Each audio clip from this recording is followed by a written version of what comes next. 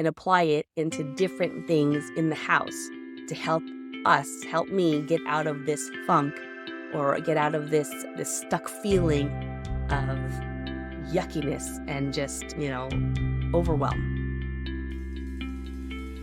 Parenthood is challenging enough as it is, and getting organized sounds easier said than done.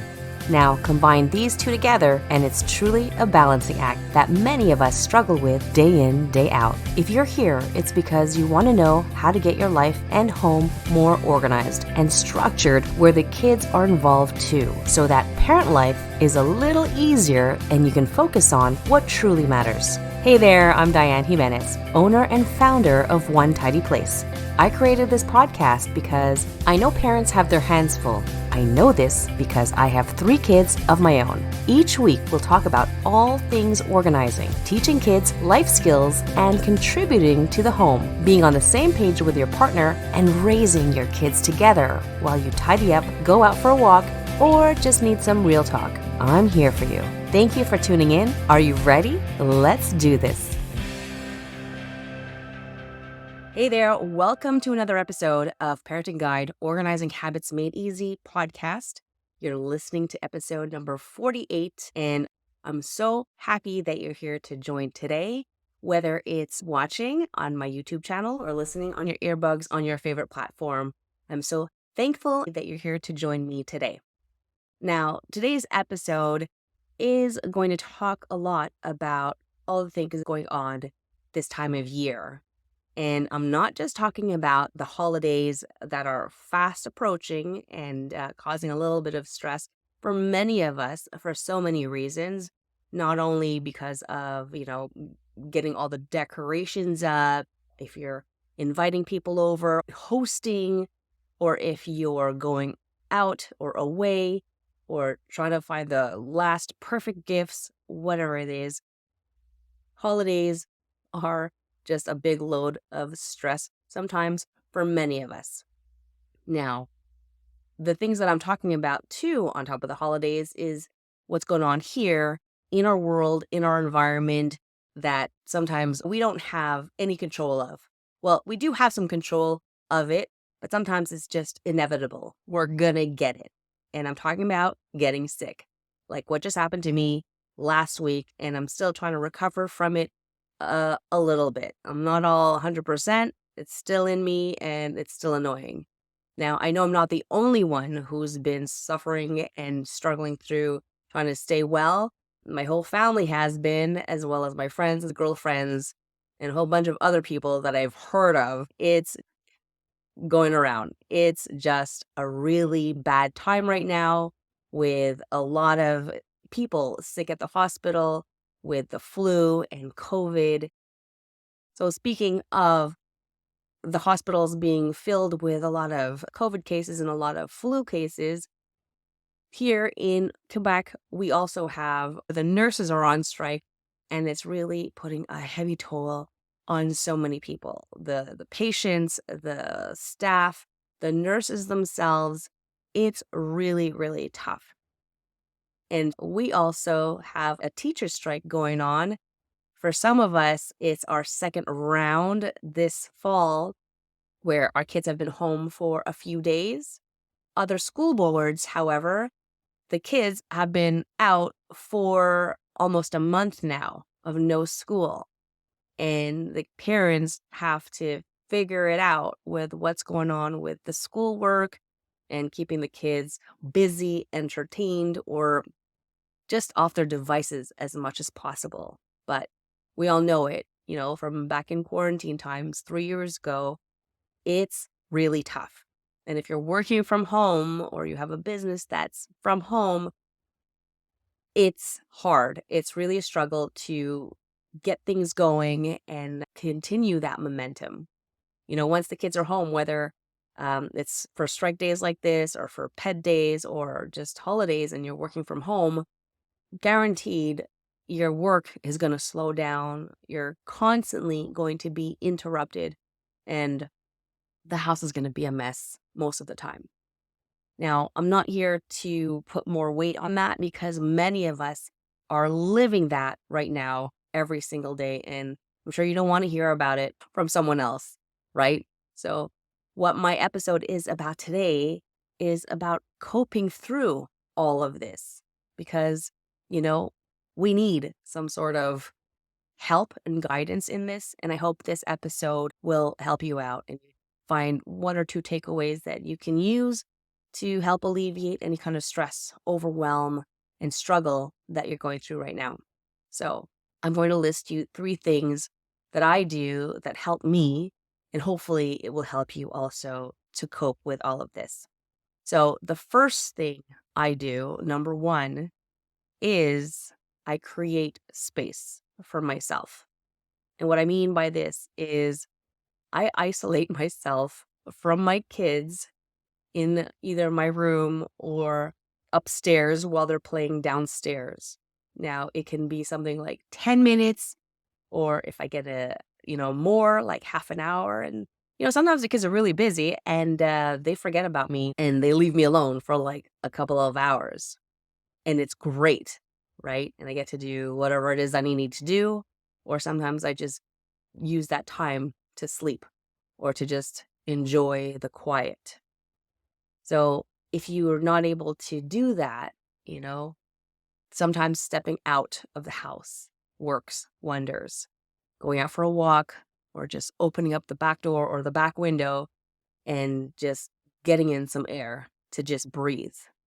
Find that time, that few minutes of the time of your day to just close yourself in, create that space, and just breathe, to empty your head, empty your thoughts out there somehow, but really distance yourself physically and mentally, hopefully, from the chaos and the noise and the mess in the house.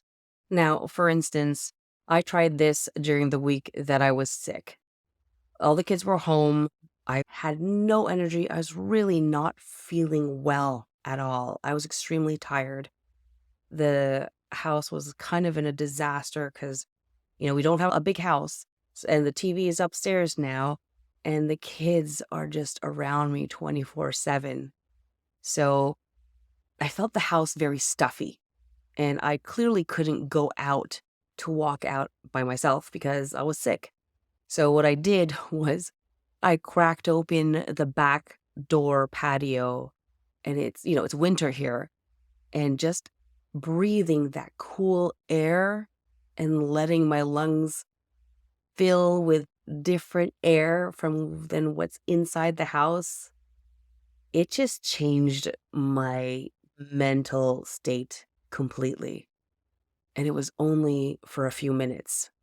So I know if you really don't have the time to just take a few minutes to breathe fresh air, that works wonders. Like I said, I did it while I was sick and completely exhausted, cracked open the back window, and just took a few moments for myself.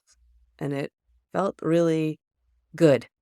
And I felt a little bit peaceful while doing that. Even though the kids were right there, I just took some time for myself. So that's an example of creating space for yourself. Now, while you're doing this, if you can, which brings me to my number 2, the second thing that helps me when it's really chaotic at home and in life and with my health, try to tap into my creativity.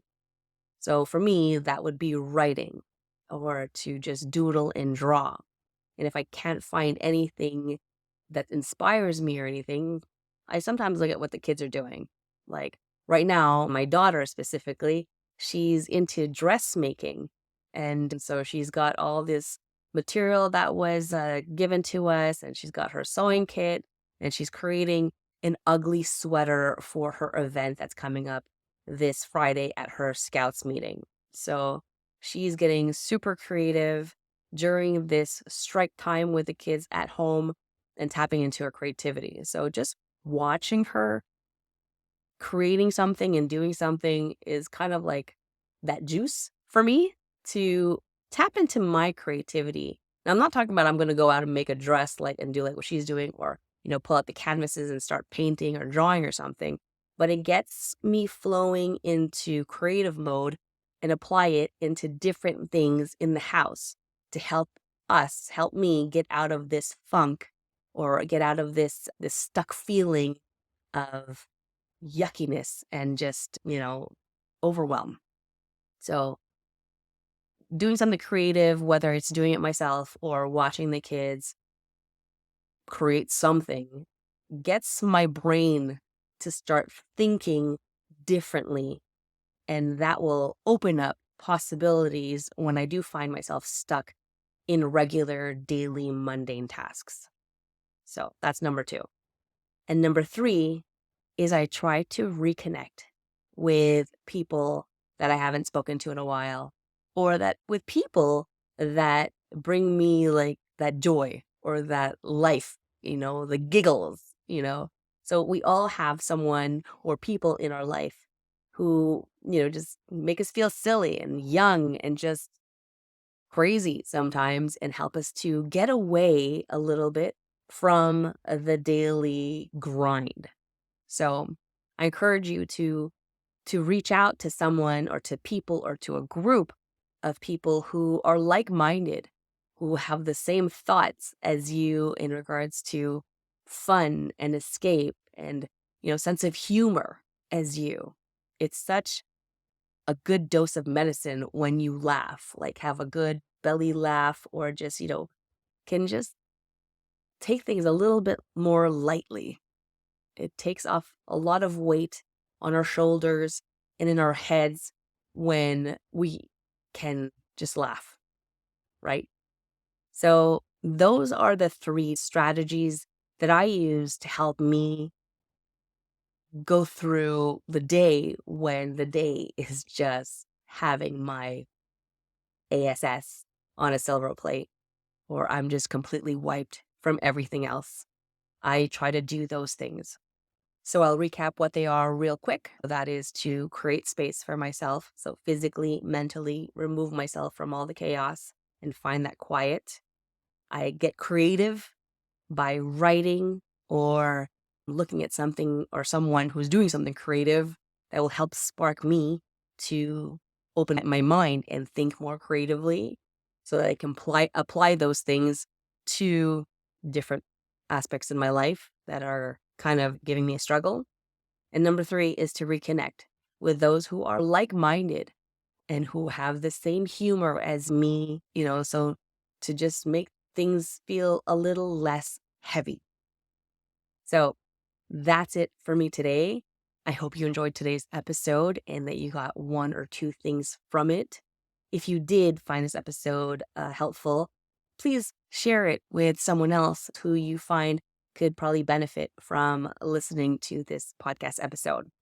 And just one more thing that I wanted to mention before I leave is that if you're a longtime listener to this podcast episode, or if you've just listened to 1 or 2 episodes in the past and you're back here again and you're like, oh yeah, what's that thing that Diane talked about? Or what were those 3 steps from such and such struggle or point or list that she was talking about?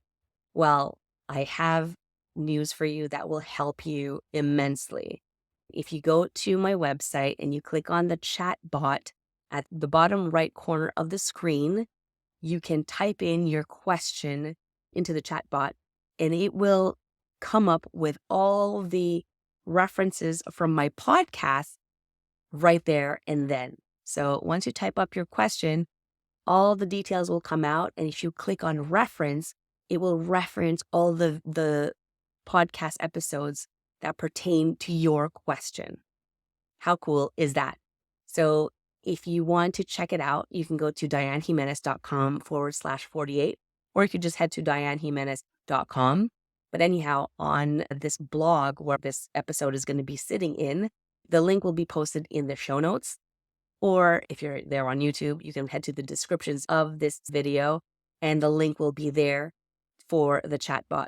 So you can ask away and get your answers right away and get the and get the podcast episodes and tune into them right away. So check it out. test it out. And I hope you have fun with it because it's a new feature that I installed myself. I hope you find it very helpful. With that, I want to bid you all a very healthy and safe week this week, and I will see you next time. Bye-bye.